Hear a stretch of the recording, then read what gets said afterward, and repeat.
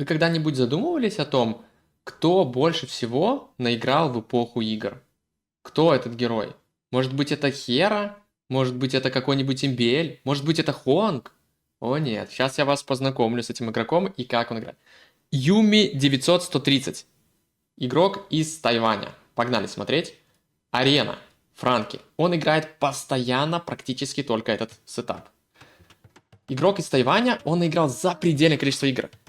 Если посмотреть историю чисто с DE, да, его аккаунт, на этом аккаунте уже 17 тысяч игр практически. 17 тысяч.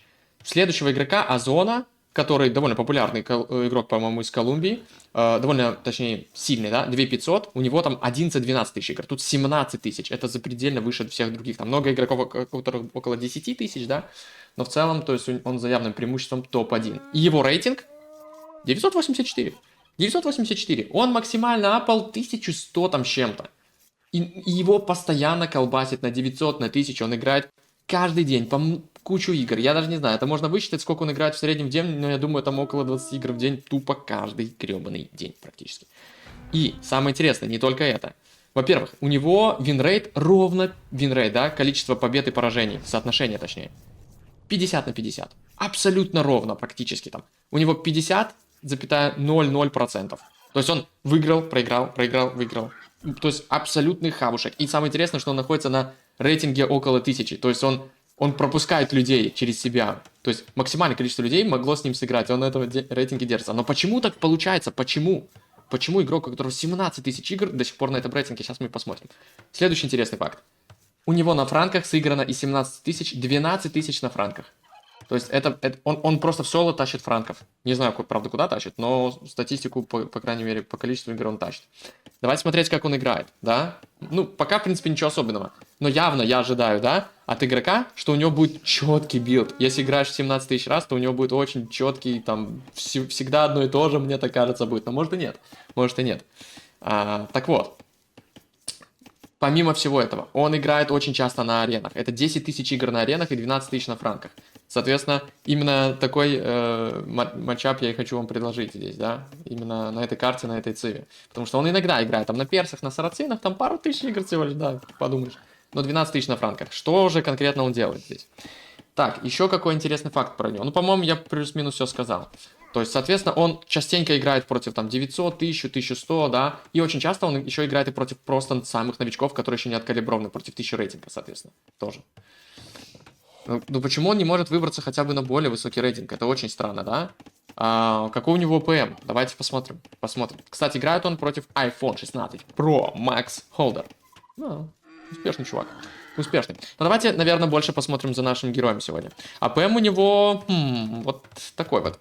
Разведка. Ну, просто разведывают так вдоль, потом ищет врага. Интересно разведывают. То есть, по факту у него что? 4 на лесе, тут все четенько, да?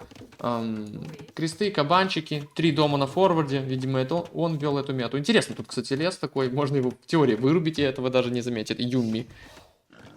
Что тут будет рубиться лес, и можно зайти. Кстати, это прикольно. Это очень редко, и очень прикольно можно, на самом деле, заюзать 100 леса, прорубить именно. Удалить его, конечно, нельзя, потому что это массивчик. Соответственно, 3 дома и кабан. На самом деле, я посмотрел несколько игр с данным товарищем. Он действительно делает практически всегда одно и то же. Это действительно такая вот прям стратегия. И он прям не запаривается. Я, конечно, посмотрел не все 17 тысяч игр, но все же. Францкий скаут напал первым на чешского, сейчас никакого бонуса, но первым напал, плюс 3 хп, тут еще немножко затупил. Естественно, получил преимущество. Тут ягода будет франки, цивилизация для новичков. Ну какой это нахрен новичок, 17 тысяч игр. За 4 года, То есть, блин, ну то есть, если посчитать, да, это 4000 игр в год, да, поделим, допустим, на неделю на 50. Ой-ой-ой, 80 игр в неделю. 80 игр в неделю, если я все правильно посчитал. 10 игр в день. Каждый день 10 игр. Но, да, скорее всего, именно потому, что он играет практически всегда на франках, на арене, он и, ну, можно сказать, не так быстро и растет. Растет ли он вообще куда-то?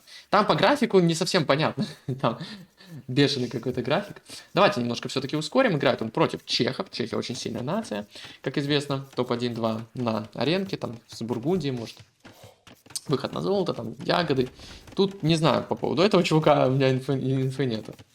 Да, жесть.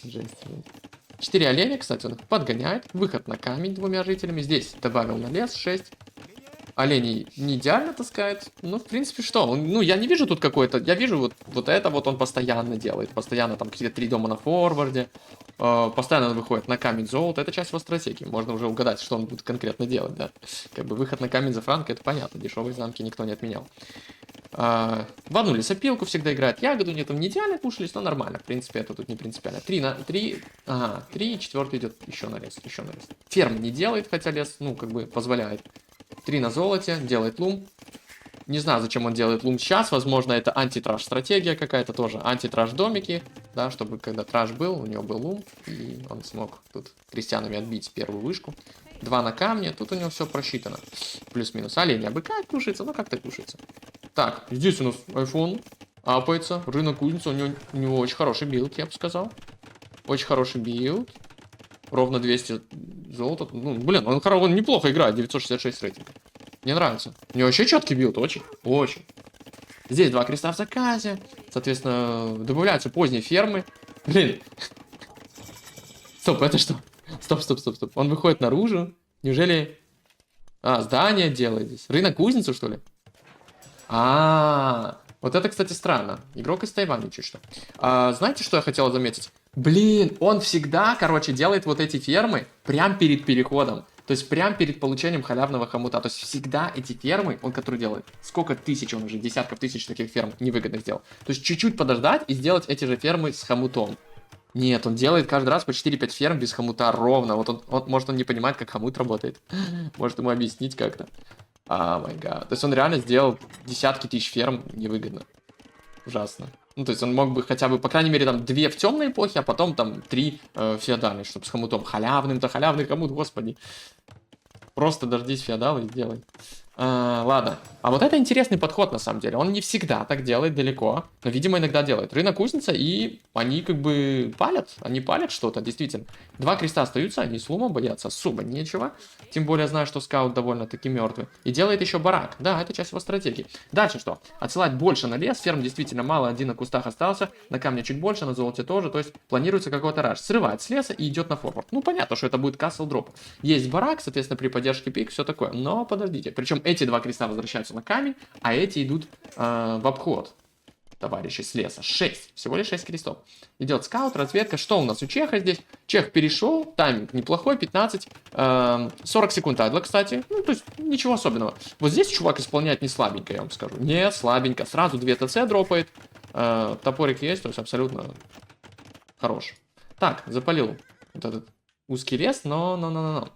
Пики бегут, смотрят. Скаут здесь немного не знаю, что делает. Оп. Тут уже что-то красный такой. Че, кузнец, там креста, наверное, он не заметил.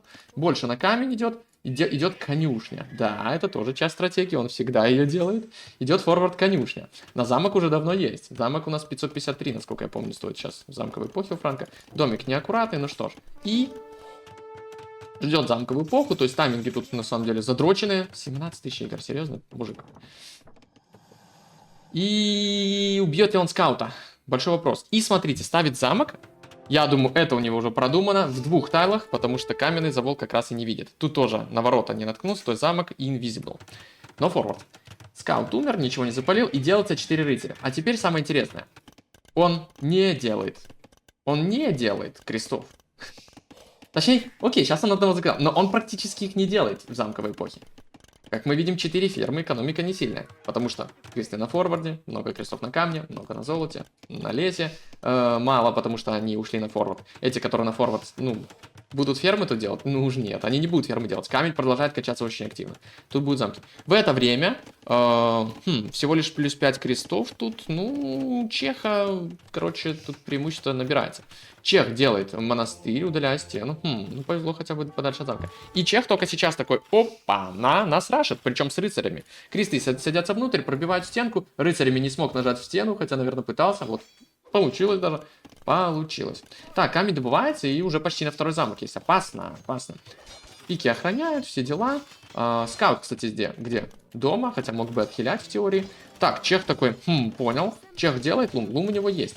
Он может сделать, кстати, к себе 55 хп, монахов, скорость, вот это все. Но пока начинается с монахов. Ну, понятно, надо рыцарей конверсии. Монахи, конечно, монастырь неудачной позиции. Двое ворот делает. Чех, конечно, тут, блин, показывает какой-то класс, такой еще ворота пытаться, но не успевает. Бегают рыцари на крестьян Слумов, бегают кресты в это же время. То есть стратегия, конечно, огонь. На самом деле она очень тупая, но очень рабочая. Тупо же. Это раш замка, беда. То есть, если вы ожидали чего-то крейзи, ну это крейзи. Сконвертил рыцаря, он бьет пику, пика почему-то тупо вообще даже не отвечает, она тупо на неатаке стоит, я не знаю почему. Рыцари, конечно, тупо налетают на монаха, видят еще крестьян. Так, кресты готовы, но крестов тут 5, их бьет рыцарь, но его добивают. Так, тут топорист появляется и ставится замок. Решил поставить замок, видимо, чтобы заблокировать монастырь, ну и ратушу, но, в принципе, до ратуши как будто бы не достреливает. Выходит еще один монах, тут грамотно он на самом деле выходит, а он мог даже вот сюда выйти попытаться. Его убивают, и конверт не проходит. Тут какая-то крестьянка делает ворота, актуально ли это? Так, вот монах не зашел, еще один делается. Еще есть монастырь, не знаю, 37 крестов пытается делать их чех, но ему тяжело. Тяжело, опасно. Здесь кресты переходят на другую сторону. Вот тут можно монаха было бы сюда вывести, но можно и скаутом сюда франка встать, и все. Так, замечает даже тут крестьянку, или не особо замечает. Рыцари двигаются. Так, сейчас монах выйдет. Сейчас еще... О, видите, монах снаружи вышел. А где скаут, который мог бы быть снаружи? Забыт. Замок ставится 60%, крестов мало на форварде. Экономика 4 фермы, экономика не растет. То есть, по факту, это аренский хонг, у которого не растет экономика. Монах тупо стоит, они пытаются... Зачем они стену бьют, их пика бьет? То есть, видим, тут недоконтроль игроков, да, какой-то. Конверсия хороший рыцарь, это ужасно. Подходит еще пара, еще 3 креста взял, еще 4. И тут креста, надо достроить замок. 28 на 41 крест. Тут, кстати, можно релик, сразу замечает, релик и бьет. Так, креста не добил, соответственно, Юми убил 4, так. Потерял 2. То есть он потерял 2 креста. И второй замок готов. Донесет?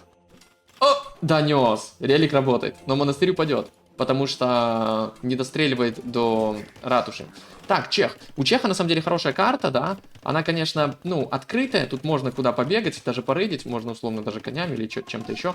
Но у него камень золота на бэке. Он может через замок играть, может. Ну, и золото у него мейновое на бэке. То есть отбито по факту только одно золото, и то с оговорками. И то с оговорками. Здесь у нас что? А теперь самое интересное. Так, пивушек. Что дальше?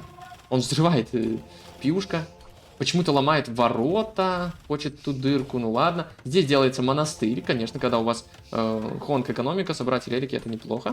То есть отсутствие экономики практически. Очень много, тут рыцари лечатся, еще одна петарда, и 6 жителей просто сидят. Это, конечно, то значит у него работает только 22, вообще 20, там еще 2 где-то. То есть, а сейчас что дальше? По идее, я ожидаю, так, таран. И стрельбище. Интересно. Кстати, порох. Порох мог бы быть тут каким-то ответом, да, замковый порох, чтобы остановить замкопуш, но универа тут не наблюдается абсолютно чеха. Кресты отходят, идут на лесопилку. Ну, я бы золото, наверное, качал. Нет, лесопилку решает делать. Что же дальше? Почему он не продолжает замкопушить? Еще замок. Готовится таран, пики в таран сели профессионально. Так, здесь делается монах, стрела. Чтобы, наверное, дотянуться. Сейчас попытаюсь прикинуть. По-моему, тут где-то 2 фермы, да? Или не, больше. Значит, 7 тайлов плюс 3, 10, наверное, тайлов. Наверное, со второй стрелой только дотянется. Ну ладно. Моды не буду включать. Релик упал, монастырь тоже упадет. 2 тарана. Хватит ли этого? Проблема в том, что Франков очень хороший уникальный юнит, да? Еще и 3 рыцаря есть. Но топорист, он очень легко ломает тараны, поэтому 2 тарана. Ну, давайте посмотрим. Кресты, в принципе, отошли. Кресты отошли. Сейчас посмотрим на реакцию. Может, Юми совсем затупит. Юми как будто завис, да? Он отправляет всех на лесопилку, добыл кучу камней, у него есть на второй, так, делает осадку. Интересно, ну, вспоминает про рыцарей, выпускает их, тут есть дырочка. В принципе, 1000 хп потерял уже замок, но сейчас пики выводятся, а пики-то, кстати, чешские. Они могли бы, да, они могут рыцари так-то и порешать. Топорист, конечно, забыт, здесь осадка идет. Так, рыцари, ну, все-таки, видите, да, он даже тут все правильно делал, зачем с этой пикой сражаться, в принципе. В принципе, можно их будет потом перебить.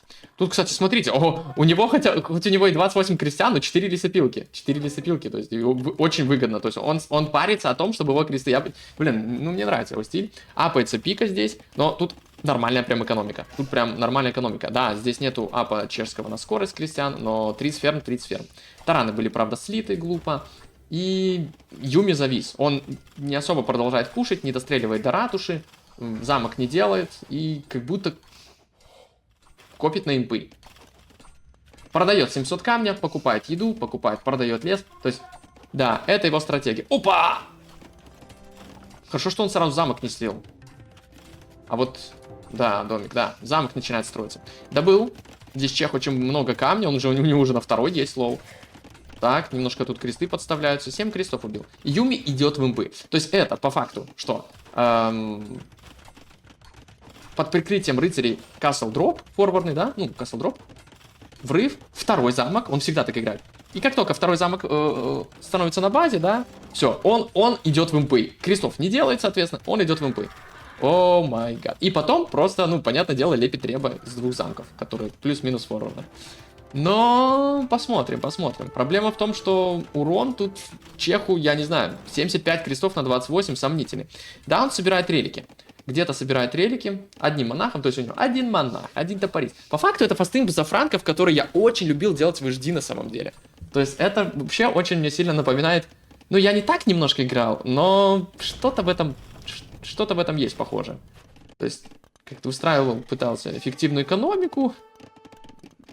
Форвард замки, да, тоже 2 замка я всегда пытался делать, потому что, ну, дешевые замки, значит, надо 2 делать.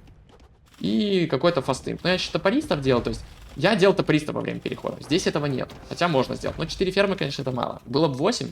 Можно было задуматься о топористов каких-то. Так, по факту мы сейчас ждем. Давайте. Где же универ? А универ не делается. Делается новый барак, стрельбище, новый монастырь и перестрелка. Он вообще рушит стену. Я не знаю, зачем стену. Хотя бы рынок бы убил, ну или перестреливал бы замок. Чему стена, я не знаю. Импы есть. Импы. Смотрим. Трибушет заказан. Так. И трибушет заказан. Не сразу, но 2 трибушета заказано. Интересно. Ну, как раз на 2 треба было. То есть здесь, в принципе, ну, леса много добывает. Относительно всей своей экономики. Да, сейвает даже фермы. Надо было бы это раньше делать. Ап на скорость коней. Очень сомнительно это выглядит. Тут 2 рыцаря всего. Много их точно не поспамишь. Против чеха рыцари сомнительные. Лучше бы он топористов делал. Они неплохо требы, мне кажется, прикрывают. Хотя, конечно, против канониров, да. Посмотрите на экономику. Честно говоря, iPhone 16 Pro Max, он тут как-то на 950 там рейтинг это не тянет. Он играет неплохо. Да, с таранами он не разобрался, конечно. Что тараны это немного тупо делать. Ну, там 2 тарана против франкского замка не сработает. Да, там даже топористов не было, но были рыцари. И, соответственно, раскладывает трибушеты. Переходит чех на самом деле очень близко, но у него ни химии, я даже универа не вижу. То есть универа даже нет, он маркет переделывает, потому что он действительно упал. Манганелька была сделана на руши домики, и требы работают именно по замку. Так, ну, 87 крестьян на 30. 30 и начинаем бумить. Пришло время макриться, но нет. Но нет, не совсем. Так. Опа. Треб что-то перекладывается, пытается Чехов вычинить, у него большие накопления камня. Ага, смотрите, таран подходит, и вот здесь бы пригодились топористы. Манганель, конечно, тоже есть, всего лишь один топорист, он причем реагирует. Так, замок причем пал, неужели он это выиграет? Топорист не реагирует, он просто бьет ворота, что происходит? Но он сворачивает треб, ничего себе, он сворачивает треб. Так, трибушеты тут пока, я бы сказал, в холостую работают, хотя вот этот идет перестрелка требами. Здесь. Неужели замок теряется? Так, таран. Ну, кажется, катапульта его убьет. Топорист вообще, конечно, херней мается полный. Но нет, таран нивелирован. Так, но один трибушет айдол, второй херней мается, третий ну, хотя бы бьет ратушу. Требует тут супер важно, потому что, ну, чех зажат. Чех зажат, делает еще один замок, в принципе. Но чех, конечно, миллиард ресурсов, он в панике не понимает, что делать, где его пушки, почему пушек нет у чеха. Надо сделать, потому что, дружище, надо к этому что-то подготовить. Так, даже не вычинил замок, но он спасся, ратуша будет минус, как будто. Но требами играет непонятно. Как 5 реликов зато у Юми есть. Добыча ресурса 15 тысяч на 27 тысяч. Тупо забей, тупо забей. Коней пытаться. То есть у него дальше план-то все-таки делать рыцарей. Но 23 на лесе это прям вообще неправильно. То есть позицию он создает, требы, но здесь, конечно, можно было намного больше выжить. Выжать. Еще и форвард замок, ну как будто идет. Вот, идут кресты делать еще один замок. Понял. Здесь достраивается замок специально сзади. Вот это как будто неплохое решение. Юми лидирует по очкам, то есть понятие iPhone этот не может знать, сколько там чего. У него домовтыки, у него начинаются проблемы с местом. У него действительно универ наконец стал. Ему надо домики, где их ставить, непонятно. Здесь, допустим, не ладно. Ставится замок. Что он видит? Требы видят далеко, но не видят замок. То есть максимально он спрятан. И здесь золото. Но золото хорошо, что мейнового есть. Камня же нету. То есть по факту очень сильно зажат чех. Строит замок. Так, прикроет ли здесь? 4 пики. Ой, как будто... О, наконец-то додумался до топористов. Отлично. Отличный страйк. Все, пики сдохли. Найс. 19 убийств у этого замка. Неплохо. Кресты падают. Угу. 33, то есть 3 раза преимущество по крестьянам. Но Юми пофигу. Он дропает замки. Делает 2 катапульты.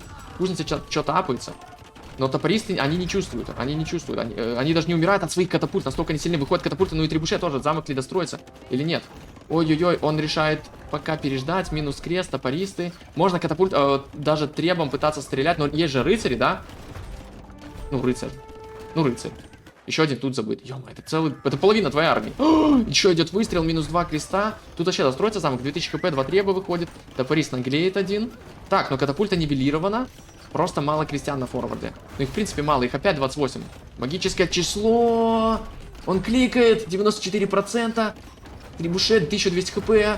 О, есть шанс достроить. Нет, 98-62. Где кресты на форварде?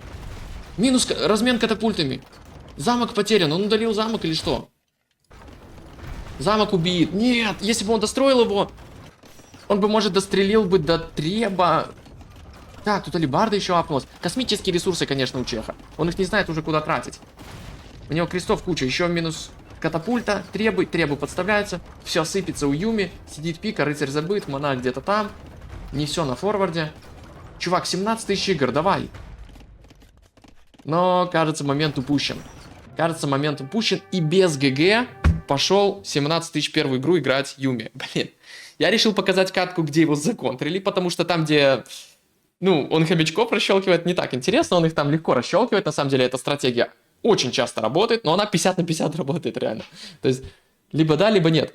Прикольно, на самом деле. То есть, я так на самом деле ожидал, что у чувака, который 17 тысяч игр, да, у него не будет супер много разных там стратегий прикольных. Нет, у него одна дебильная стратегия, которая или работает, или нет. Здесь она не сработала. Чувак, честно говоря, с бурфаком пахнет, это что-то вообще на 1200 тянет, ну, как по мне, да. Ну, он тупил, но в целом закрыл хорошо. И без ГГ ливнул, да. Хотя было очень опасно, я явно чувствую, что у iPhone там 5-й пот выливается, потому что, ну, его прижали, там топ-скор, непонятно, там может быть все нормально. Требуете, зажимают, места нету, ну, то есть тяжело. Продакшена мало, например. В смысле, тут продакшен, 2 барака, тут ничего нету. До химии он так и не допер, я так понял, да. Но то, что он поставил замок сзади, это абсолютно правильное решение. Если бы достроился замок, было бы что-то. Короче, Юми, блин, если бы он с фермами правильно делал все, если бы он на форварде немножко агрессивнее там играл, я думаю, он мог бы. Но, блин, что-то он тупит жестко, честно. Для 17 тысяч игр. Ну, АПМ у него, ну, конечно, блин, у него нормальный АПМ, 40. Это вообще, ну, у меня иногда тоже 40. Тут 27 АПМа, но... Такая стратегия. 4 треба. Топори. Вот ему топористов не хватает, мне кажется. Топористов ему не хватает прям сильно. Да. И баланса экономики правильного. Много леса жирает, фермы не сеет. То есть ему не надо много ферм, но хотя бы что-то. И эффективность экономики 72-71%. Ну, кринж, чувак, не знаю. Прикольно. Я решил посмотреть, что да как тут. Релики он собирает, но ресов добыто просто в 2 раза меньше. Просто забей. Причем у него реально стратегия опасная. Ну, то есть, действительно, хомячков щелкает он только так. Я там смотрел, как он, ну, ему попался 1000 игрок, да, недокалиброванный. Но там вообще без шансов. Там просто... Он просто второй замок уже делает, а там чуваки... Он типа делает второй замок на лицо, а 1000 человек игрок, он знаете, что делает? Он пытается поставить замок уже под вражеским замком и сливает все. Короче, он не понимает, что делать. А потом он уходит в угол и там типа застраивается и бумит. Ну, там неинтересно. На самом деле. Поэтому вот такая катка. Думаю, заслужит внимание. То его законтрили. Но иногда, да. Ну, в принципе, он примерно всегда одно и то же делает. Хотя вот эта вот фишка, это что-то новенькое от него. Почему он решил вдруг снаружи поставить? Я не знаю. Просто. Понятия не имею. Просто вот он так решил. Почему он вернулся потом обратно. Потом опять пошел с леса на форвард. Короче, на самом деле стратегия, вот эта стратегия, если ее оптимизировать, блин, она может быть реально рабочей. Понятно, на про-левеле такой бред не работает за счет, ну, тупо легкой кавалерии. Но в целом, да, почему бы и нет? То есть такая довольно тупая стратегия. Замка пуш, можно продолжать делать замки. В принципе, просто... Все эти 80 крестов, они умрут просто. А у вас 30 и все, пожалуйста.